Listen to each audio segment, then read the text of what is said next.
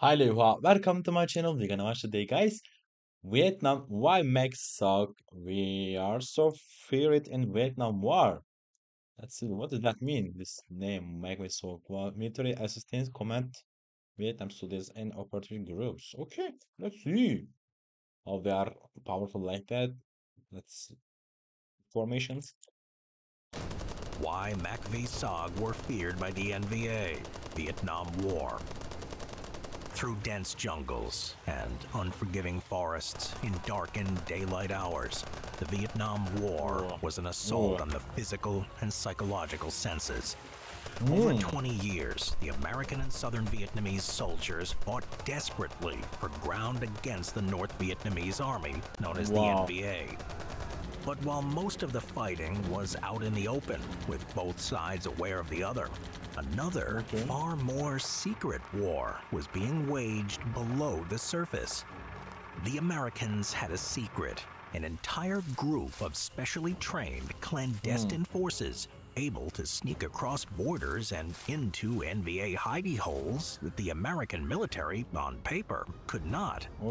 These teams were responsible for some of the most successful and top secret missions of the Vietnam War. They were highly trained, highly dangerous, and highly exposed. So much so that these teams, known as MACV-SOG, had a 100% casualty rate, with every single member being injured at least once. What were MACV-SOG? That was a lot. Formed in January 1964, the Military Assistance Command, Vietnam, Studies and Observations Group, or MACV-SOG, was an elite group of special operatives who executed the most secretive missions of the Vietnam War.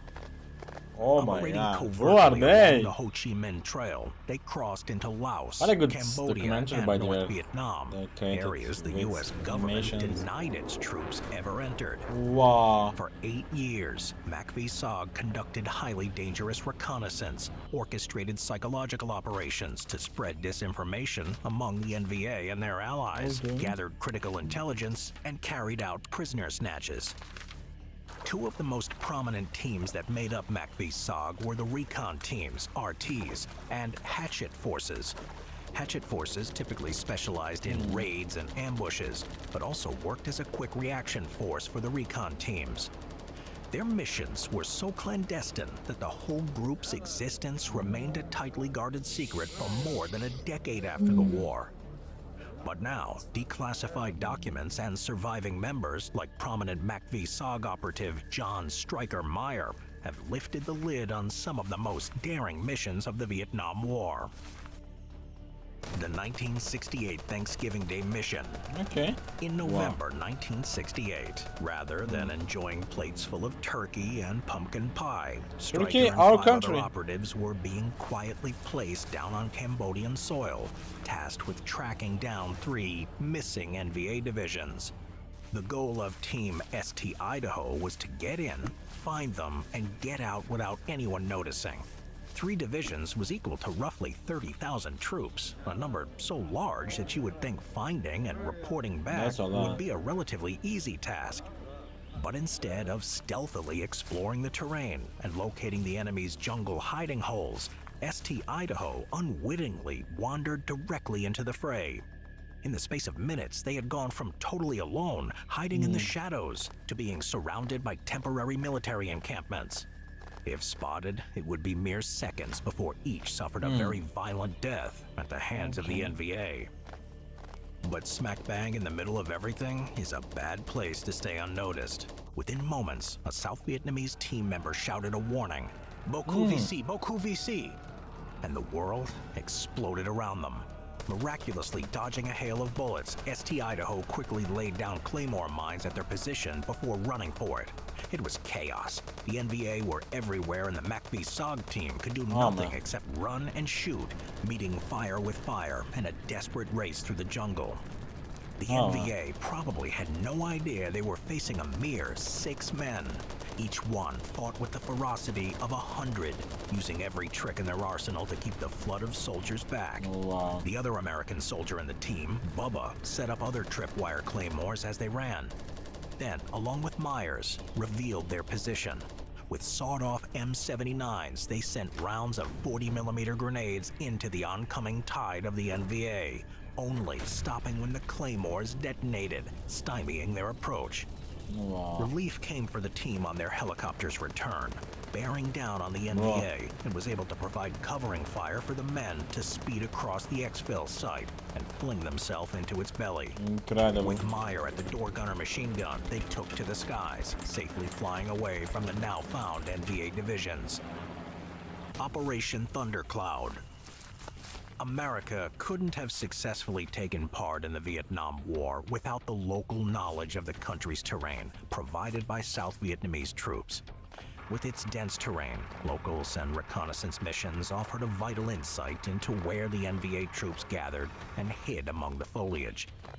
If captured, a Viet Cong or NVA could provide valuable bits of information on northern movements, but if captured, recruited, and trained, that same NVA or Viet Cong could become invaluable. And of course, no war is complete without some soldiers ready to switch sides to better their own chances. So, Operation Thundercloud was born, a classified MACV-SOG mission that aimed to find NVA soldiers who were willing to switch sides and return to the North Vietnam camps as spies. It was the Special Ops job to recruit and train these individuals before depositing them back behind enemy lines. Organized into 4 three-man teams by Commanding Officer Captain Bud Williams, the soldiers would be given a cover story, fake documents, and surveillance equipment like radios, cameras, and maps. Soon after, they'd be placed down in an area where shortly they'd encounter NVA soldiers who they could beg for a night's respite. Operation Thundercloud was incredibly daring and required a great deal of trust on both sides. Williams, for one, had to trust that these men wouldn't immediately give up the ruse and announce their true intentions to the NVA. If they did, when he came to extract them, he'd find himself walking straight into an open trap. Fortunately for Williams, it soon became apparent that the trust was well placed as the teams gathered plenty of highly useful intelligence and in his own words were, quote, very, very brave young men, and I consider it an honor to have the opportunity to work with them, end quote. Operation Tailwind. In the summer of 1970, what a great work. American-supported Hmong tribal groups were across the border in southern Laos, trying desperately to recapture key CIA positions. They were suppressed, however, and falling fast thanks to the intense and constant onslaught of NVA troops determined to overrun them. It was a dangerous situation, but one that the MACV-SOG was accustomed to throwing itself into the middle of. In an attempt to divert NVA attention, a hatchet force team was dropped into eastern Laos, where their job was to damage forces, destroy supplies, and extract intelligence. Made up of 16 Americans and 110 Montagnards, the company was supported by heavy air artillery as they laid demolition charges in bunkers. With the NVA alerted, the hatchet team marched, meeting fire with fire on the ground as they came across the opposing troops in waves that continued throughout the night. They did not stop. They barely rested, carrying their injured with them. The company walked through the night and the next day, traipsing across riverbeds and along small paths, regularly facing exposure to the NVA. If they were spotted en masse, it would mean certain death. With shrapnel raining down and men still severely wounded, the company was forced to rest the second night before they continued their long trudge onward to their next mission point. Relying heavily on circling American helicopters to clear a path, the hatchet force attacked the bunkers and base camps, throwing grenades and taking down leftover NVA. It was here they had one of their biggest successes. Uncovering a bunker 12 feet underground, the Special Forces came across a treasure trove of intel.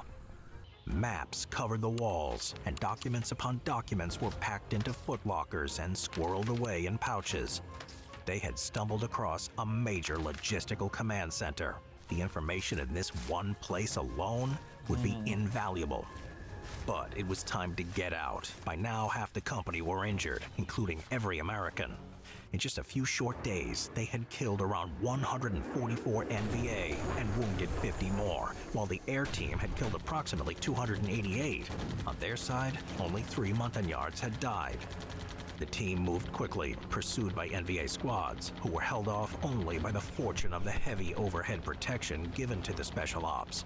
The extraction used 72 U.S. fighters and nearly 500,000 pounds of bombs, rockets, and napalm to safely get the Hatchet Force off the ground and out of Laos. Operation Tailwind's captain, Eugene McCarley, was the last man to climb aboard safely.